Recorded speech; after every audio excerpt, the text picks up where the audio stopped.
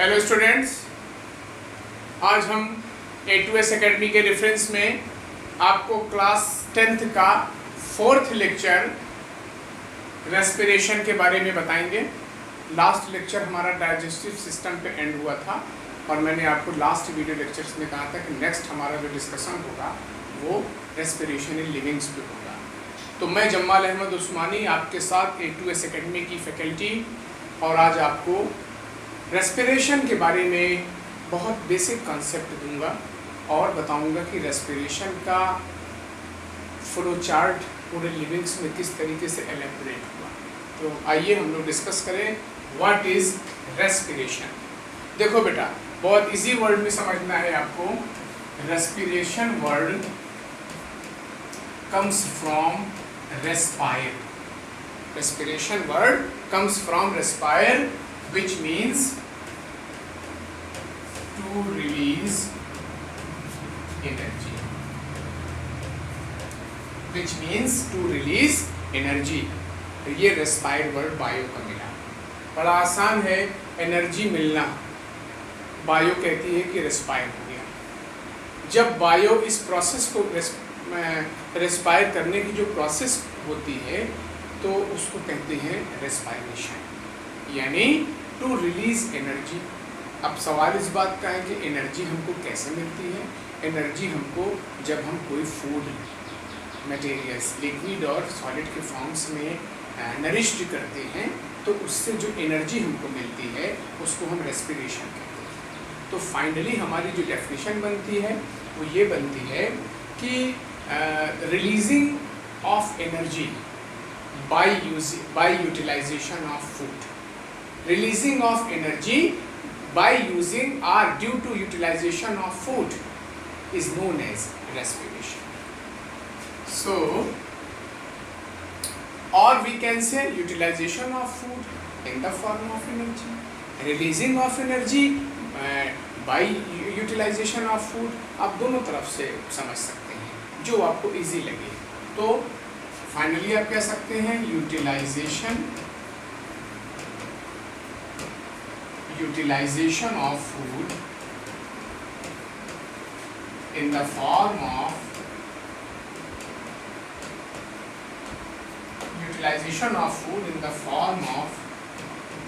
energy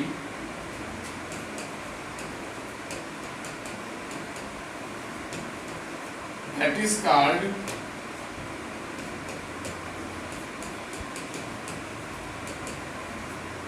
respiration। Utilization of food in the form of energy. आपने जो भी खाना खाया, फॉर एग्जाम्पल आपने बनाना लिया तो बनाना में कार्बोहाइड्रेट है, बनाना एनर्जी का बहुत अच्छा प्रोड्यूसर है।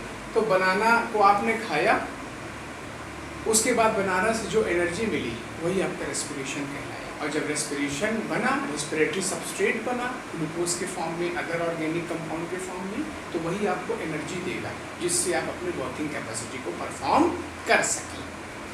Utilisation of food in the form of energy, that is respiration. Releasing of energy by using food, releasing of energy just after nourishment of food is known as respiration, because respiration word comes from respire which means to release energy। कोई भी livings है अगर वो खाना खाएगा तो उसको energy मिलेगी, that is called respiration. Livings खाना खाएगा, एनर्जी पाएगा, रेस्पिरेशन। लिविंग्स खाना खाएगा, उसके बदले एनर्जी रिलीज होगी, that is respiration. In biology the term respiration comes from respire which means energy releasing. हमारे बायो ने उसको रेस्पिरेशन कह दिया। बाकी कोई उसमें आपको कंफ्यूज होने की ज़रूरत नहीं है। कोई भी आपसे नॉन बायोलॉजिकल आदमी पूछे कि व्हाट इज़ रेस्पिरेशन, तो उसको सिंपली कहिए कि respiration is the another name of energy releasing, obtained energy just after nourishment of food. खाना खाने के बाद जो आपको एनर्जी मिलती है उसको हम रेस्पिरेशन कहते हैं। वो रिस्पायर होता है, एनर्जी रिस्पायर होता है, तो दैट इज़ रेस्पिरेशन। ठीक, अब ये तो डेफिनेशन होगी। अब एक कॉमन केमिकल रिएक्शन आती है रेस्पिरेशन।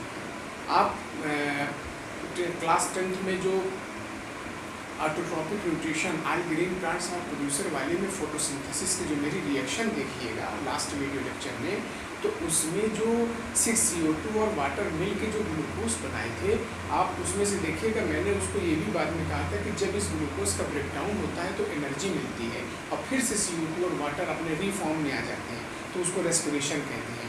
मैंने थोड़ी देर का डिस्कशन उसमें किया था। तो उसी तरह से मिलती जुलती रिएक्शन मैं रेस्पिरेशन की लिख रहा हूँ।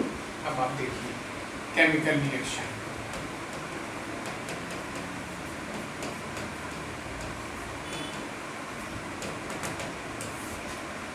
Chemical reaction,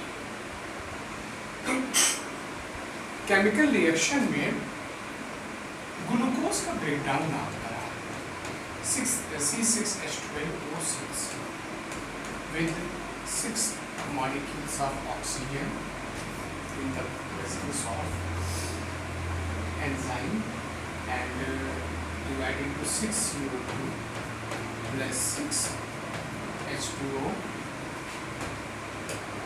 plus 6 CO2 plus 6 H2O plus 6 CO2 and 6 H12O6 plus 6 O2, then from 6 CO2 plus 6 H2O plus 38 molecules of energy in the form of ATP. 6 CO2 plus 6 H2O plus 38 ATP energy. ठीक है, 6 CO2 plus 6 H2O plus 38 ATP energy.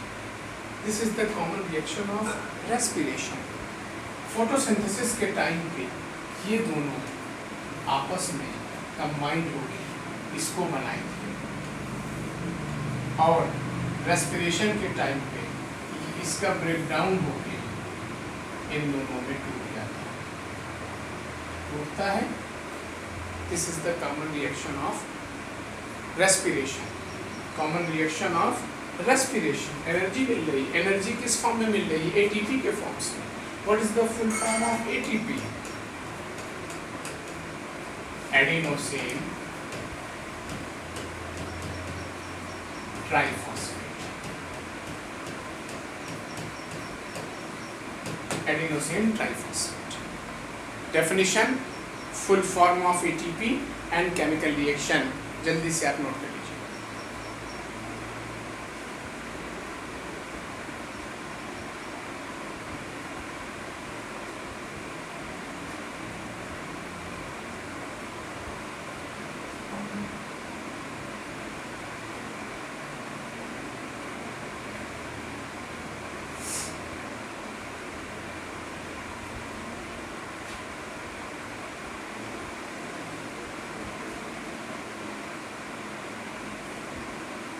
Okay students, आइए हम लोग थोड़ा सा इसको और elaborate कर लें।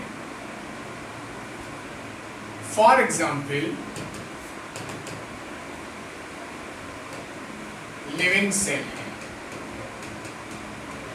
लिविंग सेल, ठीक। अब ये लिविंग सेल्स एनिमल भी है, ह्यूमन भी है, प्लांट्स भी। Plants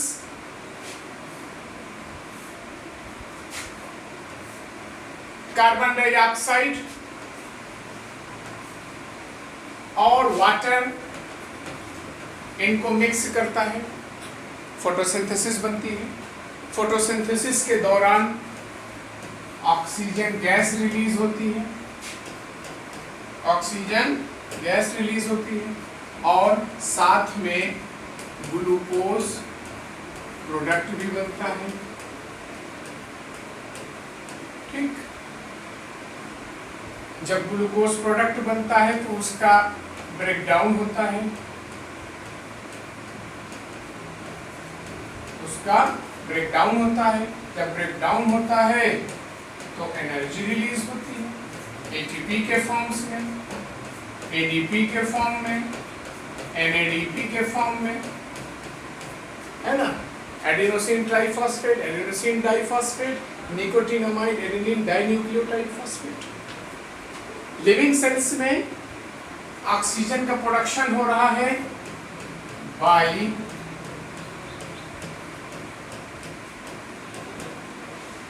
photosynthesis. ग्लूकोज का प्रोडक्शन हो रहा है थ्रू रेस्पिरेशन। रेस्पिरेशन फोटोसिंथेसिस में CO2 और वाटर मिक्स होके ऑक्सीजन और ग्लूकोज का प्रोडक्शन कर रहे हैं इसी लिविंग सेल्स में। उसके बाद ग्लूकोज का जब ब्रेक डाउन होता है तो फिर से कार्बन डाइऑक्साइड और वाटर मिल रहे हैं प्लस एनर्जी मिल रही है। तो ये एक एनर्जी मिलने का क्राइटेरिया है, पाथवेज हैं लिविंग सेल्स में। इसको नोट कर लीजिए।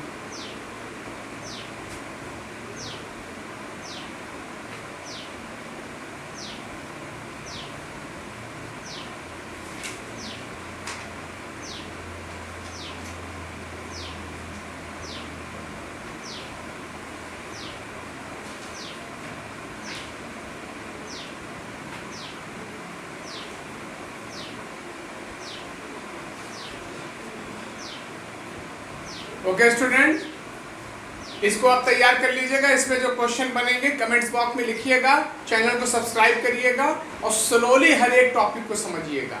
और जहां पे जो क्वेश्चन हो फौरन लिखिए, डाउट जो हो फौरन क्लियर करिए। Write down the heading types of respiration.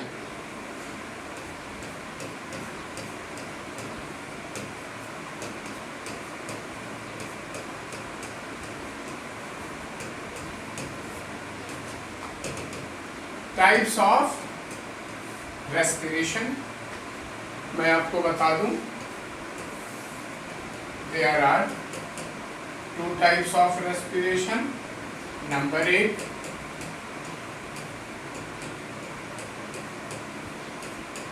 Aerobic respiration, number 2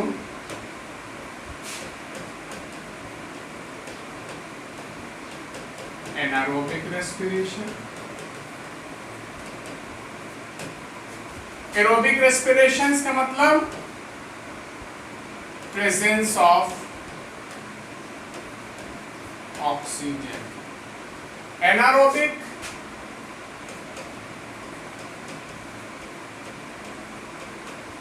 absence of oxygen. ठीक, ये वर्ड का है। Anaerobics, anaerobes absence of oxygen, aerobes presence of oxygen. ये 2 टाइप हो गए। A type of respiration which carried out due to the presence of oxygen, that is aerobic respiration। Plants में aerobic respiration है, human में है, कुछ animals में है, हायर एनिमल्स में। Anaerobic respiration examples prokaryotes, fungi and other decomposers. इसमें oxygen की कमी रहेगी, ऑक्सीजन नहीं होगा, फर्मेंटेशन होगा, कार्बन डाइऑक्साइड का कंबशन होगा। अब हम केमिकल रिएक्शन की बात करने चल रहे हैं, उसको आप ध्यान से सुनिएगा।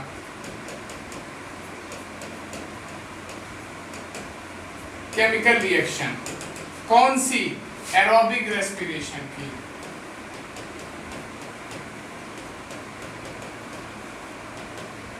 एरोबिक रेस्पिरेशन की केमिकल रिएक्शन। अभी तो मैंने आपको कॉमन रेस्पिरेशन की केमिकल रिएक्शन बताया था, अब एरोबिक की। इसमें क्या होगा कि आप ग्लूकोज का ब्रेकडाउन कराते हैं पायरुविक एसिड में। किसमें कराते हैं? पायरुविक एसिड में। Breakdown of glucose into pyruvic acid is known as glycolysis. Please write down the definition. Breakdown of glucose into pyruvic acid. Breakdown of 2 molecule of glucose into 2 mole of pyruvic acid. This is called glycolysis. Glycolysis process occurs in cytoplasm of the cell. Breakdown of glucose into pyruvic acid, this is called glycolysis. Breakdown of glucose into pyruvic acid, this is called glycolysis. Glycolysis process occurs in cytoplasm. Clear? ये definition clear? अब pyruvic acid का breakdown carbon dioxide में plus water में plus energy में हो रहा है। Energy किस फॉर्म में? एटीपी के फॉर्म में 38 मॉलिक्यूल। लेकिन पायरुविक एसिड का जब ब्रेकडाउन CO2 और वाटर और एनर्जी में हो रहा है तो ये प्रेजेंस ऑफ ऑक्सीजन लगेगा, प्रेजेंस ऑफ O2। और जहां पे ऑक्सीजन का प्रेजेंस होता है रेस्पिरेशन में, वहां माइटोकॉन्ड्रिया काम करता है और माइटोकॉन्ड्रिया को powerhouse of the cell कहते हैं। और माइटोकॉन्ड्रिया में जो मैट्रिक्स पाया जाता है उसमें क्रेब्स साइकिल चलती है, यानी क्रेब्स साइकिल और TCA cycle occurs in the matrix of the mitochondria. और माइटोकॉन्ड्रिया वहीं पे रेस्पिरेटरी एक्टिविटीज करेगा जहां पे ऑक्सीजन होगी। इस वजह से एरोबिक रेस्पिरेशन में मैंने आपको बताया कि ऑक्सीजन है, तो जब ऑक्सीजन है तो क्रेब्स साइकिल होगी, क्रेब्स साइकिल यानी Krebs cycle occurs in mitochondrial matrix, ध्यान रखिएगा। और फिर CO2 वाटर और 38 मॉलिक्यूल्स ऑफ एनर्जी रिलीज होगा ATP के फॉर्म से, एडिनोसिन ट्राइफॉस्फेट। और 38 ATP को जब हम किलो कैलोरी में कन्वर्ट करते हैं तो 673 किलो कैलोरी आती है। इस वजह से आप 38 ATP मॉलिक्यूल्स आप ब्रैकेट में लिख सकते हैं 673 किलो कैलोरी एनर्जी। ठीक है, इसके ब्रैकेट में आप और करके लिख सकते हैं 673 किलो कैलोरी एनर्जी। ठीक है, ये एरोबिक रेस्पिरेशन की केमिकल रिएक्शन हो गई। एक बार मैं फिर आपको रिपीट करके दे रहा हूँ। When breakdown of glucose into pyruvic acid, this is called glycolysis. Glycolysis word comes from two words, glyco plus lysis. Glyco word comes from glucose, lysis का मतलब breakdown. Breakdown of glucose into pyruvic acid, that is called glycolysis. Glycolysis process occurs in cell of the cytoplasm of the cell. Pyruvic acid. And pyruvic acid breaks into CO2, water and releasing 38 molecules of ATP in the presence of oxygen and Krebs cycle. And Krebs cycle is known as aerobic respiration. आप इसको write down कर लीजिए।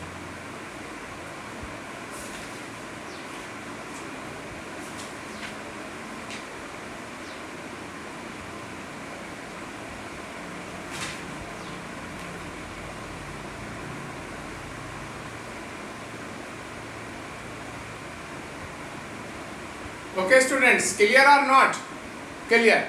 जो भी doubt होगा बाद में भी आप क्वेश्चन करिएगा, चैनल को सब्सक्राइब करिएगा और अपने डाउट जरूर पूछिएगा। Right down the heading anaerobic respiration, chemical reaction of anaerobic respiration.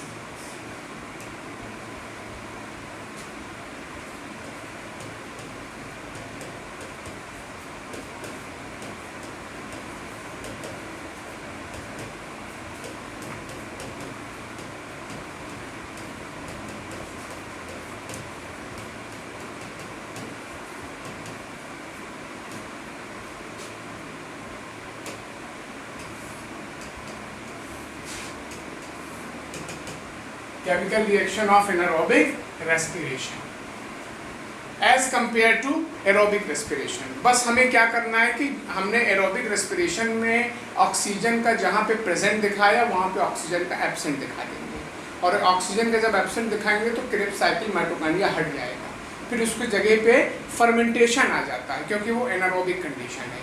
और जब एनारोबिक कंडीशन होगी तो नंबर ऑफ ATP मॉलिक्यूल्स कम हो जाते हैं, 38 की जगह 2 बचेंगे, 38 मॉलिक्यूल्स की जगह 2 मॉलिक्यूल्स बचेगा और कोई नया एल्कोहलिक प्रोडक्ट लग जाएगा, फॉर एग्जांपल एथेनॉल। ये मैंने आपको ओरली बता दिया। अब आइए केमिकल रिएक्शन की हेल्प से इसको हम एक्सप्लेन करें। Similarly breakdown of glucose into pyruvic acid, याद रहे पायरुविक एसिड को पायरुवेट भी कहते हैं।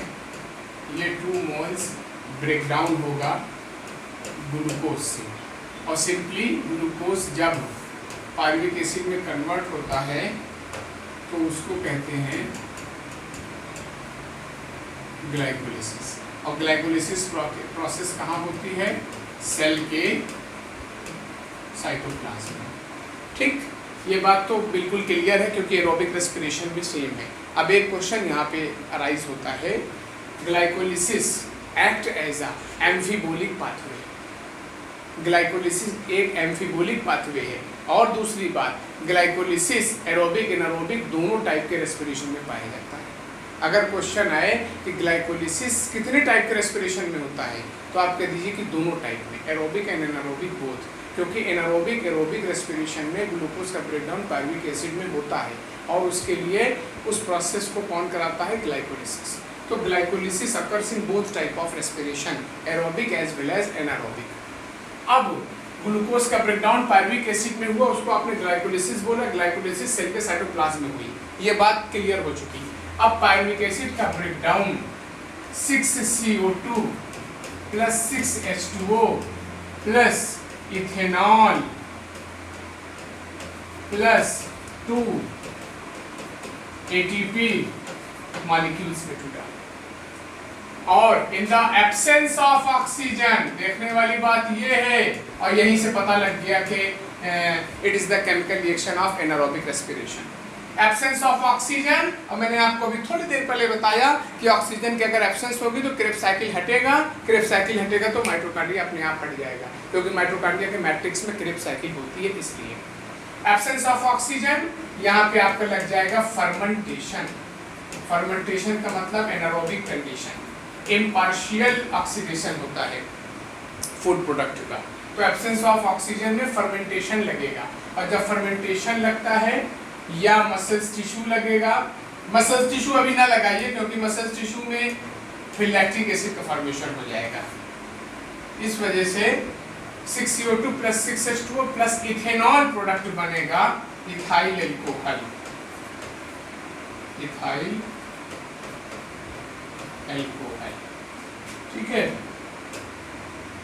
C2H5OH और 2 ATP मॉलिक्यूल्स बनेगा।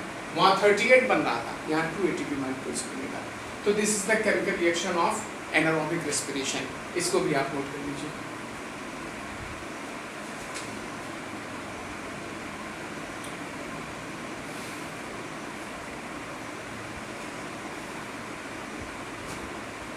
और अगर आप वाटर भी इसमें नहीं शो करते तो आप तो सिर्फ CO2 प्लस इथेनॉल भी दिखा देंगे तो भी कोई दिक्कत नहीं, ठीक है। 6CO2 प्लस इथेनॉल प्लस, और मसल्स टिश्यू अगर आप लगा देंगे फर्मेंटेशन की जगह तो लैक्टिक एसिड बनेगा। फॉर एग्जाम्पल, ये आप इतना सेम कर दीजिए, ये सेम कर दीजिए। अब आप यहाँ पे आइए, एब्सेंस ऑफ ऑक्सीजन पे अगर आते हैं तो यहाँ पे मसल्स टिश्यू, मसल्स टिश्यू जब लगेगा तो यहाँ पे एक प्रोडक्ट बनेगा CO2 6CO2 plus lactic acid, lactic acid plus 2 ATP, ठीक है। एब्सेंस ऑफ ऑक्सीजन में मसल्स टिश्यू नंबर 2 पे काम करेगा और ये नंबर 1 पे काम करेगा, फर्मेंटेशन, और ये मसल्स टिश्यू, तो ये इथेनॉल बनेगा और ये लैक्टिक एसिड बनेगा, ठीक है।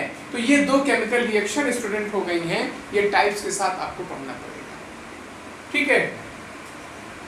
अब आप नेक्स्ट हेडिंग डालिए, रेस्पिरेशन इन लिविंग्स। उसका मैं अब आपको एक फ्लो चार्ट बना दे रहा हूँ रेस्पिरेशन इन लिविंग्स का, और उसको 3 पार्ट में बांट देंगे, in human, in animal, in plants. तो उसको फिर हम उसमें आपको समराइज्ड कर देंगे रेस्पिरेटरी ऑर्गन्स की हेल्प से।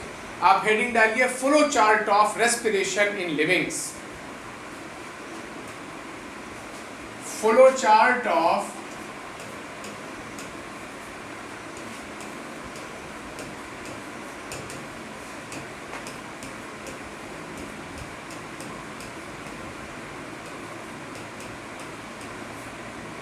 flow chart of respiration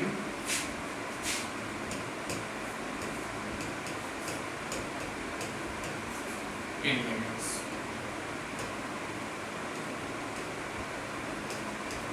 flow chart of respiration in livings.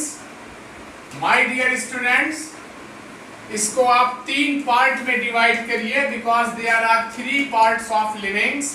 कौन कौन से? Human, animal and plants. Number 1 human,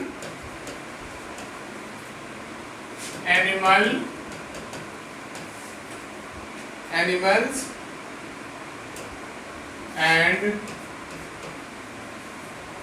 plants. ठीक है, ये 3 टाइप का रेस्पिरेशन आपको बताना है। ह्यूमन में एरोबिक रेस्पिरेशन, एनिमल में both aerobic anaerobic respiration. Plants में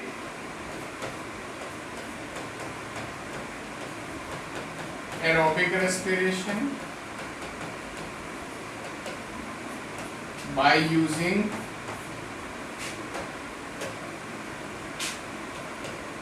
by root stem leaves। बेटा इस पे डिस्कशन हमारा नेक्स्ट वीडियो लेक्चर में आपको मिलेगा। Flow chart of livings, flow chart of respiration in livings, और इसकी डिटेलिंग होगी।